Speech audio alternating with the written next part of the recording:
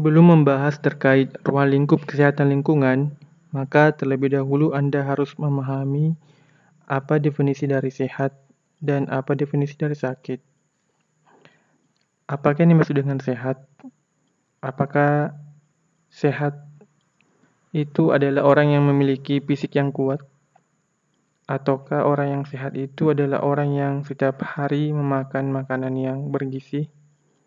Ataukah sehat itu dimaknai sebagai orang yang berbadan gemuk? Ataukah sehat itu adalah orang yang memiliki penampilan fisik yang menarik? Sangat banyak definisi atau pandangan orang terkait definisi sehat.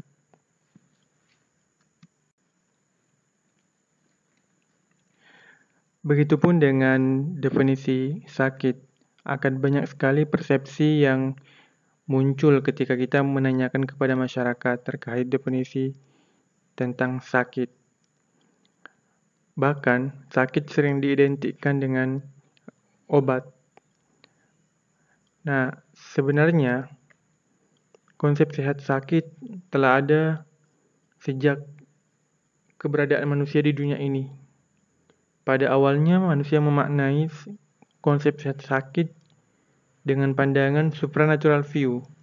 Artinya, manusia pada zaman itu berpikir bahwa terjadinya sehat maupun sakit disebabkan karena kekuatan gaib.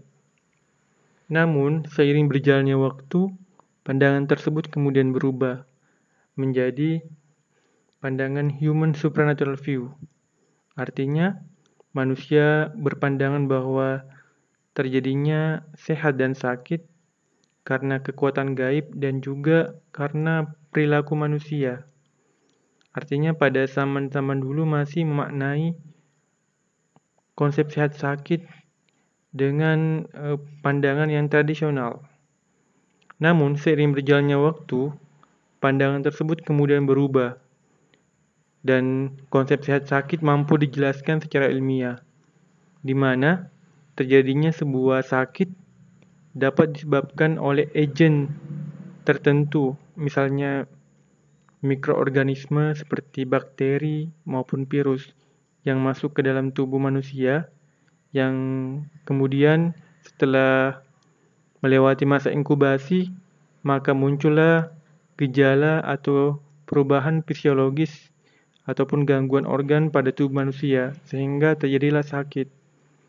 Nah, pandangan ini kemudian terus berkembang hingga di zaman modern ini.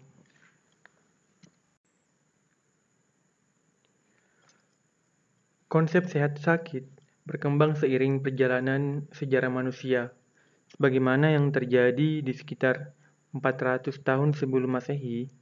Hippocrates telah membuat tulisan yang kemudian diterjemahkan ke dalam bahasa Inggris dengan judul On Air, Water, and Places.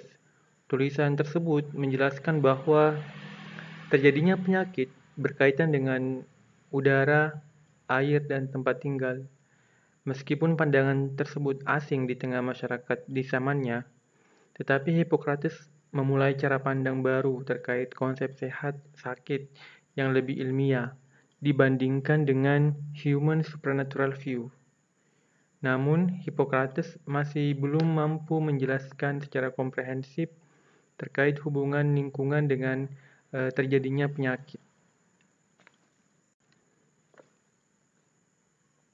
Setelah Hippocrates memulai cara pandang baru terkait konsep sehat sakit, maka hal tersebut kemudian memicu para ilmuwan lain untuk menemukan konsep sehat sakit yang lebih ilmiah. Apalagi pada beberapa tahun terakhir, di tahun 70-an sampai 80-an, terjadi wabah di beberapa tempat di berbagai belahan dunia. Seperti yang terjadi di Inggris, salah satu ilmuwan kemudian mencoba melakukan penelitian. Ilmuwan tersebut bernama John Snow, yang kemudian mencoba meneliti penyebab dari wabah kolera yang terjadi di London pada tahun 1849. Berdasarkan hasil investigasinya, John Snow menyimpulkan bahwa penyebab kolera yaitu air yang digunakan, air sumur pompa yang digunakan oleh masyarakat sebagai bahan baku air minum telah terkontaminasi oleh makhluk hidup yang berukuran kecil atau disebut mikroorganisme. Meskipun pada saat itu, John Snow belum bisa menjelaskan secara spesifik mikroorganisme yang mengkontaminasi sumber air minum masyarakat di London, tetapi John Snow telah memberikan pandangan baru terkait konsep sehat sakit. Pada zaman dulu, manusia belum bisa menjelaskan tentang terdapatnya mikroorganisme atau agen penyakit biologis yang ada pada air minum atau yang mengkontaminasi air minum. Hingga kemudian berkembangnya ilmu mikrobiologi dan ditemukannya mikroskop, maka kemudian para ilmuwan menemukan bahwa terdapat agen penyakit yang dapat kemudian mengkontaminasi air yang apabila diminum oleh manusia maka muncullah penyakit.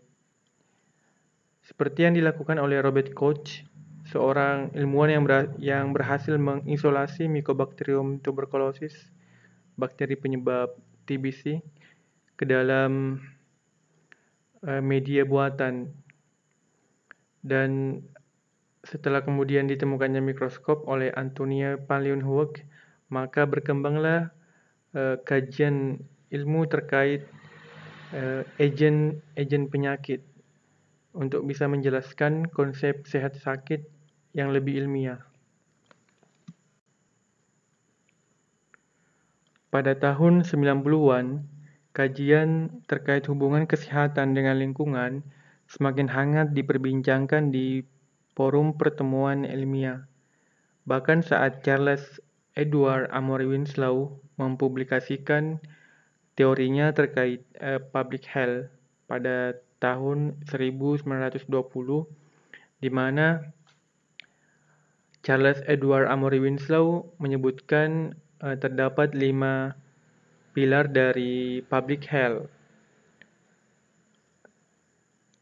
Charles Edward Amory Winslow mengatakan bahwa public health adalah ilmu dan seni mencegah penyakit, memperpanjang hidup, dan meningkatkan kesehatan melalui usaha-usaha pengorganisasian masyarakat melalui yang pertama, sanitasi lingkungan. Kemudian yang kedua yaitu pencegahan penyakit menular. Yang ketiga yaitu edukasi terkait personal hygiene. Yang keempat, pengorganisasian pelayanan medis dan perawatan untuk diagnosa dini dan pengobatan. Dan yang kelima, pengembangan rekayasa sosial untuk menjamin setiap orang terpenuhi kebutuhan hidup yang layak dalam memelihara kesehatan. Kelima pilar tersebut kemudian menjadi konsep yang berkembang pesat hingga saat ini. Bahkan Charles Edward Amory Winslow kemudian disebut sebagai Bapak Kesehatan Masyarakat atau Bapak Public Health.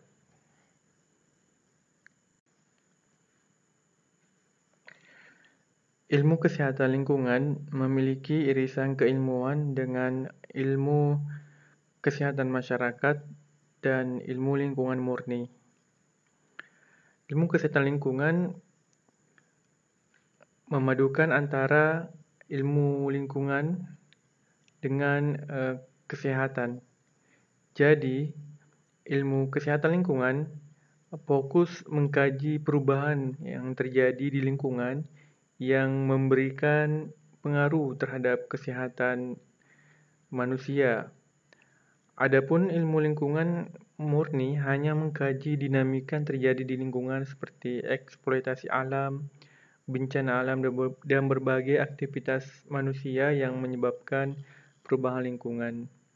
Jadi intinya ilmu kesehatan lingkungan mengkaji dinamika yang terjadi di lingkungan yang memberikan efek terhadap kesehatan manusia. Sehingga bisa dikatakan ilmu kesehatan lingkungan memadukan dua keilmuan, yaitu ilmu kesehatan masyarakat dan ilmu lingkungan atau environmental science.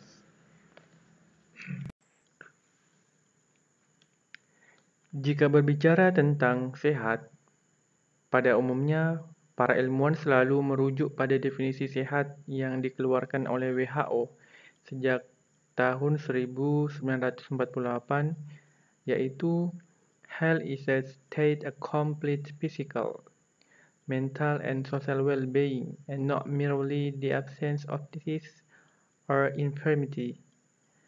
Menurut WHO, sehat adalah keadaan fisik, mental, dan sosial yang lengkap dan bukan hanya tidak adanya penyakit atau kecacatan. Dari definisi tersebut, kita dapat mengatakan bahwa sehat merupakan kondisi tubuh yang paripurna, karena sehat harus mencakup kondisi yang baik dari segi fisik, mental, dan sosial. Lebih spesifik, WHO menjelaskan definisi sehat pada tahun 1992, yaitu health is only possible where resources are available to meet human needs and where the living and working environment is protected from life-threatening and health-threatening pollutants, pathogens, and physical hazards. Menurut WHO, sehat hanya dimungkinkan jika sumber daya tersedia untuk memenuhi kebutuhan manusia dan di mana lingkungan hidup dan kerja dilindungi dari polutan, patogen, dan bahaya fisik yang mengancam jiwa dan kesehatan. Pada definisi ini dijelaskan bahwa kesehatan hanya terwujud jika tersedia sumber daya untuk memenuhi kebutuhan manusia atau human needs, seperti makanan yang bergizi dan rumah yang layak huni. Manusia akan dapat meningkatkan derajat kesehatannya jika mendapatkan atau dapat memenuhi kebutuhan makanan bergizinya dan juga dapat tinggal di rumah yang termasuk rumah yang memenuhi standar kesehatan seperti ventilasinya, kelembaban rumahnya, kemudian jauh dari sumber pencemar atau polutan. Nah, dan beberapa aspek atau kebutuhan yang harus dipenuhi manusia untuk memenuhi kebutuhannya dalam hal menunjang kesehatan hidupnya. Selain dari pemenuhan kebutuhan untuk menunjang kesehatan manusia, maka yang lainnya yang harus juga terpenuhi untuk terwujudnya sebuah kesehatan, yaitu lingkungan yang terlindungi dari polutan-polutan pencemar, khususnya the living and working environment atau lingkungan keseharian dan juga lingkungan kerja. Maka hal ini kemudian harus terpenuhi pada masyarakat yang menginginkan kesehatan. Manusia harus terlindungi dari berbagai hazard atau ancaman yang dapat membahayakan kesehatan, baik itu di lingkungan keseharian, dalam hal ini rumah, dan juga lingkungan kerja. Contohnya seperti misalnya contoh dari life threatening adalah terhindar dari kecelakaan kerja, misalnya di tempat kerja dijatuhi benda-benda berat yang kemudian dapat membahayakan atau menimbulkan cedera ataupun kecacatan, maka hal ini harus kemudian diantisipasi sebelum terjadinya kejadian kecelakaan kerja. Lingkungan keseharian dan juga lingkungan kerja harus juga terlindungi dari ancaman polutan. Dalam definisi ini jelaskan health threatening pollutants. Seperti misalnya lingkungan kerja harus kemudian terhindar dari paparan karbon monoksida atau CO. Kenapa? Karena karbon monoksida ini merupakan polutan yang berbahaya karena tidak dapat dilihat dengan kasat mata, namun kemudian dapat membahayakan tubuh karena sifat dari karbon monoksida ini dapat mengganggu sistem peredaran oksigen dalam tubuh karena dia mampu mengikat hemoglobin atau dia bereaksi dalam darah, dalam hal ini mengikat hemoglobin sehingga kemudian oksigen akan sulit untuk diantarkan ke seluruh bagian tubuh. Makanya seorang yang terpapar karbon monoksida dapat kemudian mengalami sesak napas hingga kolaps, dan ketika kemudian paparannya dengan konsentrasi tinggi dapat menyebabkan kematian. Berikutnya yaitu lingkungan keseharian dan lingkungan kerja harus terhindar dari patogen. Seperti misalnya agen biologi seperti mikroorganisme, seperti virus yang kemudian dapat menyerang manusia dengan setelah melewati masa inkubasi, maka kemudian dapat menimbulkan penyakit. Termasuk juga bakteri yang dapat lewat pada media lingkungan tertentu seperti air, udara, yang kemudian dapat menyebabkan sakit pada manusia yang ada di lingkungan tersebut. Yang terakhir yaitu physical hazard atau bahaya fisik. Contohnya adalah misalnya paparan radiasi pada suatu lingkungan kerja.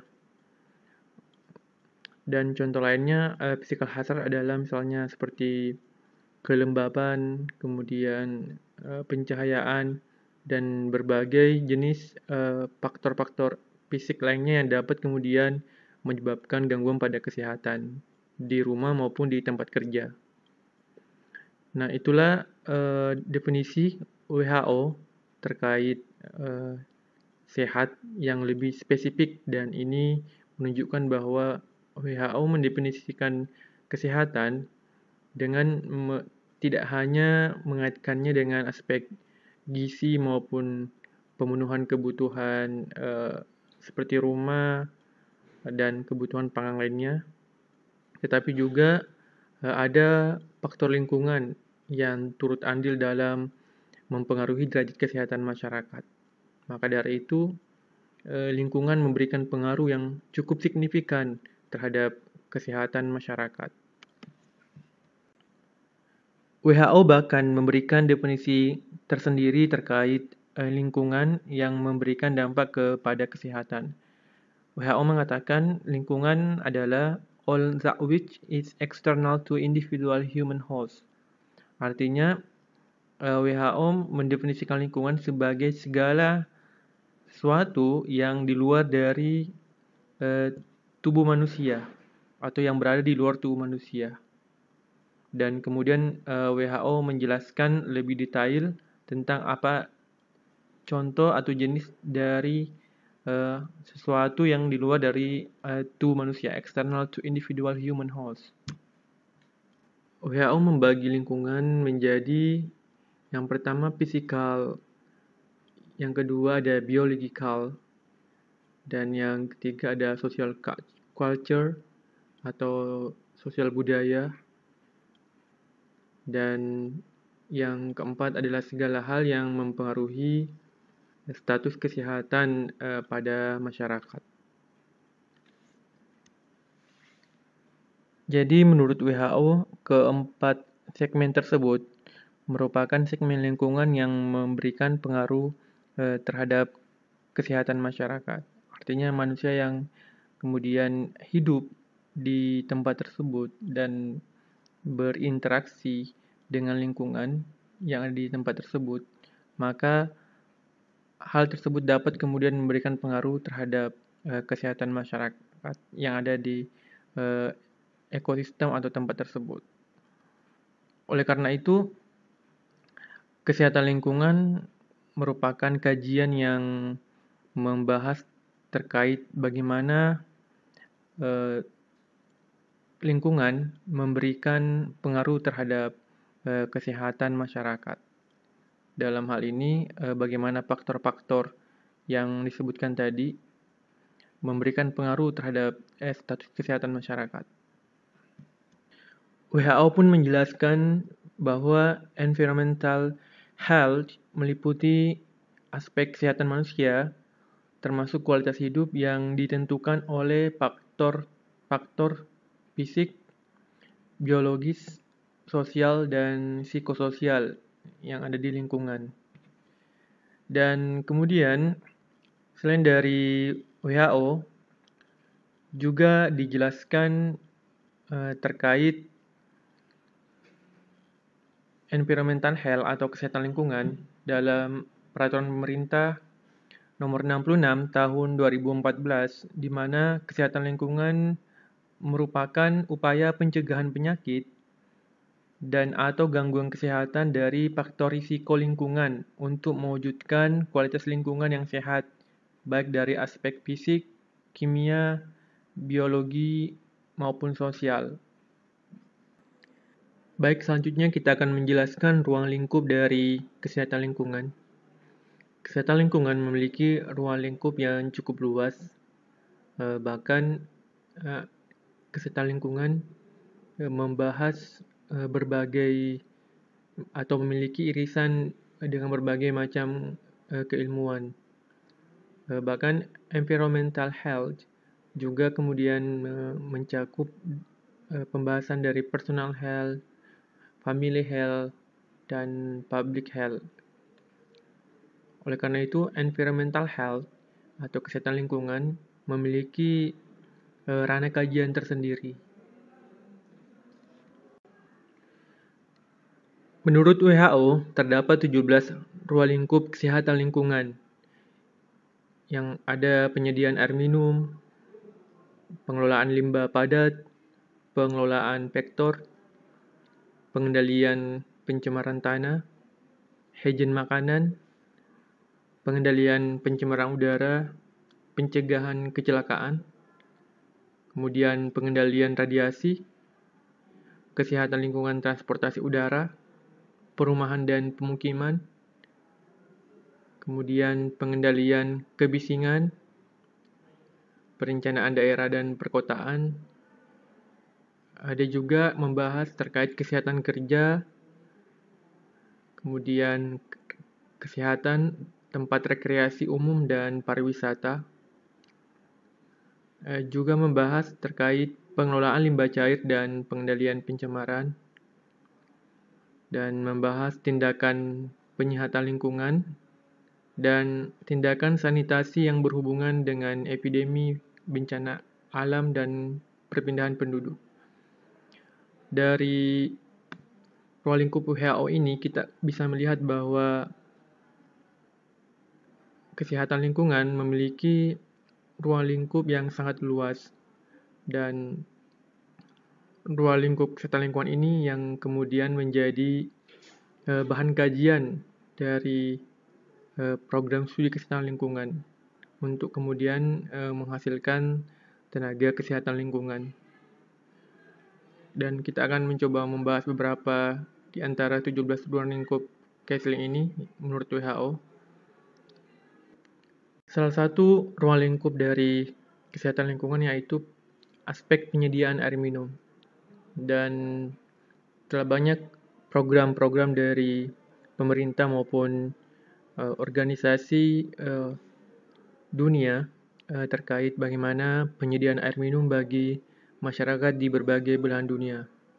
Salah satunya yang dilakukan oleh UNICEF dengan program WASH, Water, Sanitation and Hygiene, di mana program ini kemudian membantu masyarakat di negara-negara miskin dalam hal penyediaan air minum dan juga pelaksanaan sanitasi, higien sanitasi di negara-negara miskin tersebut. Dan aspek penyediaan air minum ini termasuk pemantauan kualitas air minum ini telah dilakukan berbagai negara. Untuk di Indonesia sendiri, Dinas Kesehatan dan juga PDAM menjadi instansi yang kemudian bertanggung jawab untuk menyediakan air bersih dan juga bahan baku air minum. Dan Dinas Kesehatan biasanya melakukan pemantauan terkait penggunaan atau bahan baku air minum maupun air bersih yang digunakan masyarakat untuk kemudian mencegah terjadinya waterborne disease, penyakit-penyakit akibat penggunaan air. Selain penyediaan air minum, aspek lain yang kemudian menjadi bahan kajian dari kesehatan lingkungan yaitu terkait pengendalian polutan pencemar. Dalam hal ini pengelolaan dan pengendalian limbah cair, kemudian pengendalian pencemaran udara, kemudian pengendalian pencemaran tanah, kemudian pengendalian limbah padat. Dan pelaksanaan dari ruang lingkup ini biasanya dilaksanakan di industri dan juga rumah sakit.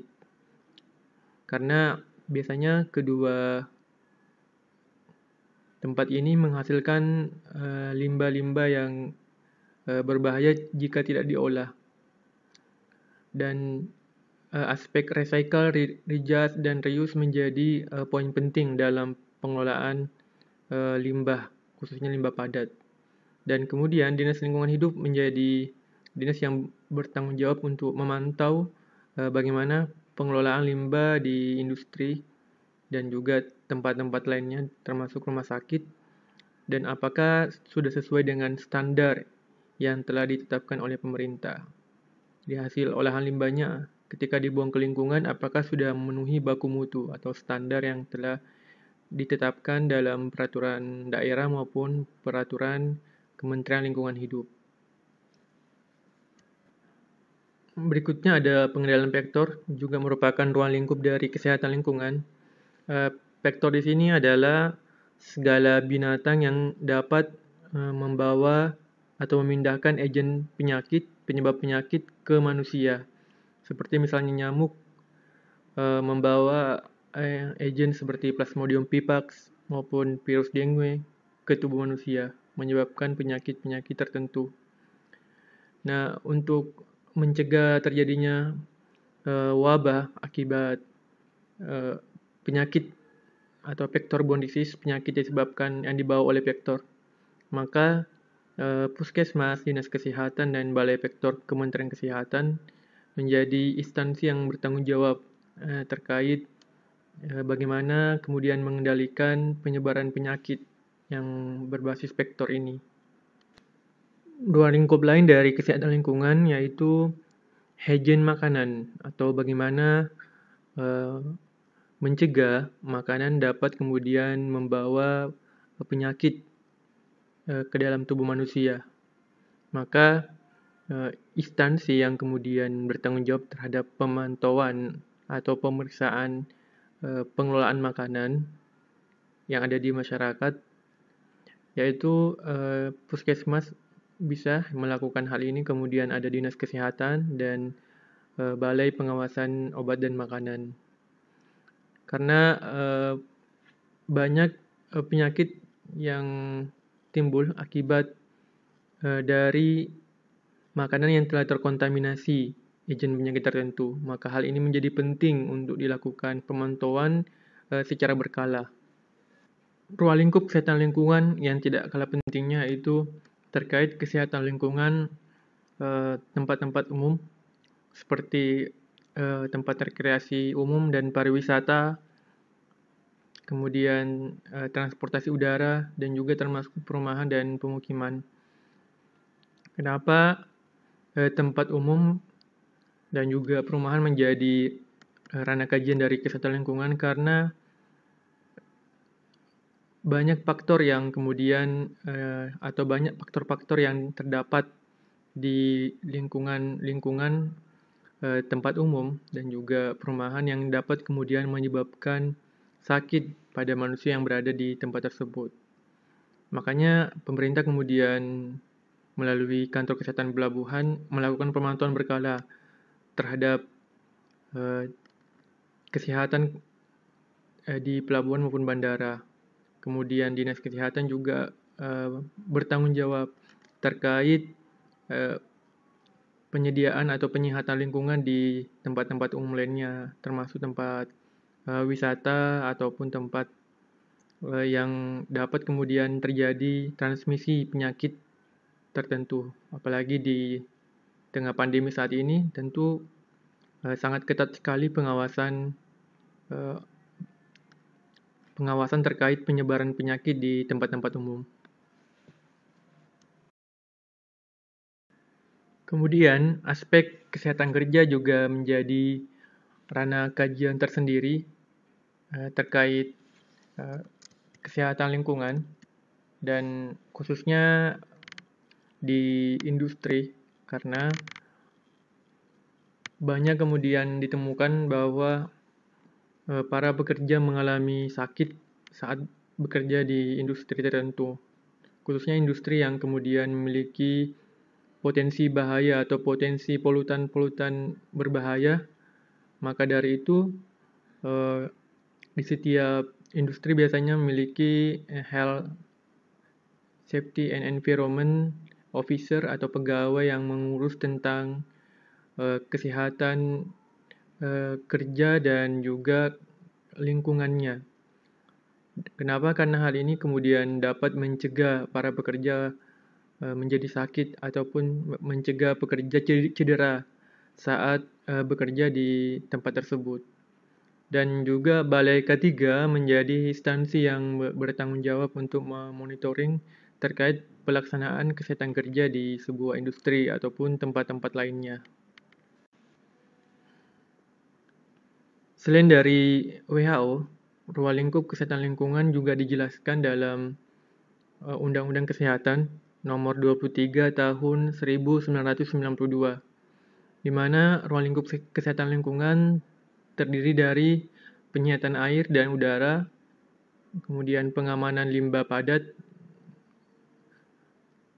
kemudian pengamanan limbah cair, kemudian ada pengamanan limbah gas, pengamanan radiasi, pengamanan kebisingan, pengamanan vektor penyakit, serta penyihatan dan pengamanan lainnya, misalnya pasca bencana. Nah, sebenarnya ruang lingkup ini hampir mirip yang disebutkan WHO. Namun WHO menyebutkan lebih rinci terkait ruang lingkup kesehatan lingkungan. What do environmental health professionals do? Di mana profesional kesehatan lingkungan atau tenaga kesehatan lingkungan bisa bekerja,